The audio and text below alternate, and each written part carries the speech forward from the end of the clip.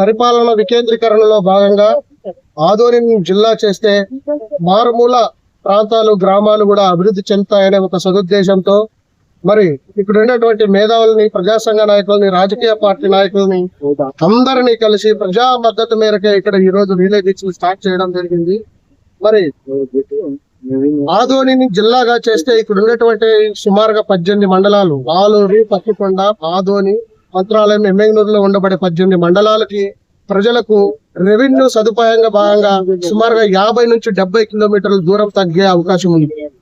అంతేకాకుండా ఈ రోజు భారతదేశంలోనే అత్యంత వెనుకబడిన ప్రాంతం ఏదైనా ఉందంటే అది ఆదోని డివిజన్.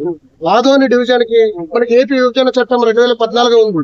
విభజన చట్టం హామీల ప్రకారం ప్రత్యేక గ్రాంట్లు ఇవ్వాలి.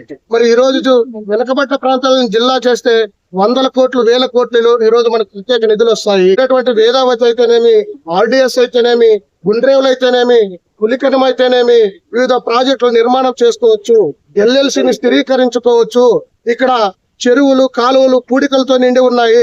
వాటిని మరమ్మతులు చేసుకోవచ్చు. ఇక్కడ ప్రభుత్వ కార్యాలయాలు సుమారుగా 63 కార్యాలయాలు వస్తే పరిపాలన అనేది అధికారులకు జవాబుదారితనంగా ఉంటుంది. ప్రజలకు రెవెన్యూ దగ్గర ఉంటుంది, ప్రజలకు విద్య దగ్గర ఉంటుంది, ప్రజలకు ఆరోగ్యం దగ్గర ఉంటుంది. కనుక ప్రజలు అభిప్రాయం, మెజారిటీ అభిప్రాయం మేరకే ఈ రోజు ప్రజా ఉద్యమం ఆదోని డివిజన్ లో 5 తాలూకాల్లో జరుగుతా ఉంది. కాబట్టి ముఖ్యంగా ఇక్కడ ఉన్నటువంటి రాజకీయ పార్టీలు వైసీపీ అయితేనేమి, టీడీపీ అయితేనేమి, కాంగ్రెస్ అయితేనేమి, బీజేపీ అయితేనేమి, జనసేన అయితేనేమి, వామపక్ష పార్టీలు అయితేనేమి, ఇక్కడ మీ సంపూర్ణ మద్దతు ఏ విధంగా ఉంటుందో, మీ స్టాండ్ ఏ విధంగా ఉంటుందో ఈ రోజు మంత్రాలయానికి, ప్రజానికలకి తెలియాలి అని కూడా ఈ సందర్భంగా నేను వాళ్ళని ప్రశ్నిస్తూ ఉన్నాను. మరి ఇదే విధంగా ఈ ఆదోని జేఏసీ తరఫున ఎమ్మెగనూరు ఎమ్మెల్యే గారి దృష్టికి కూడా ఈ విషయాన్ని తీసుకెళ్లాము.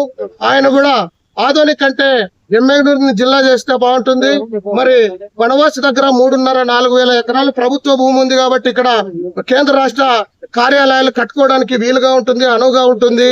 మరి కోడుమూరును కలుపుకొని మరి ఈ విధంగా ముందుకెళ్దామని ఎమ్మెల్యే గారు చెప్పారు. మరి ఆయన కూడా మేము స్వాగతించాము ఎమ్మెగనూరు జిల్లా కోసము.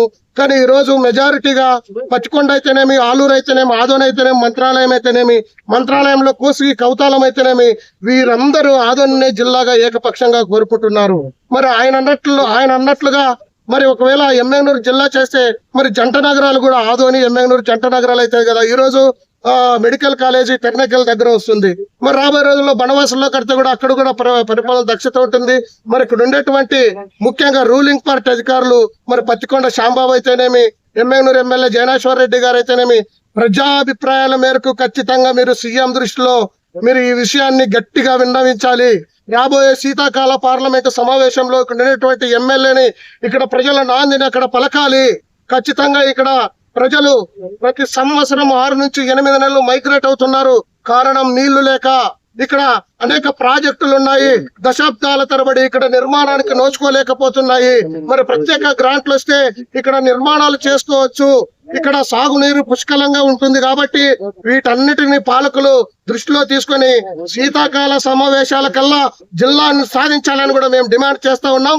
లేకపోతే అన్ని ప్రజా సంఘాలను కలుపుకొని రాబోయే రోజుల్లో ఉద్యమాన్ని ఉవ్వెత్తున తీసుకెళ్తామని కూడా నేను ఈ విధంగా అందరికీ హెచ్చరిస్తా ఉన్నాను. జై భీమ్, జై భారత్, జై రాయలసీమ.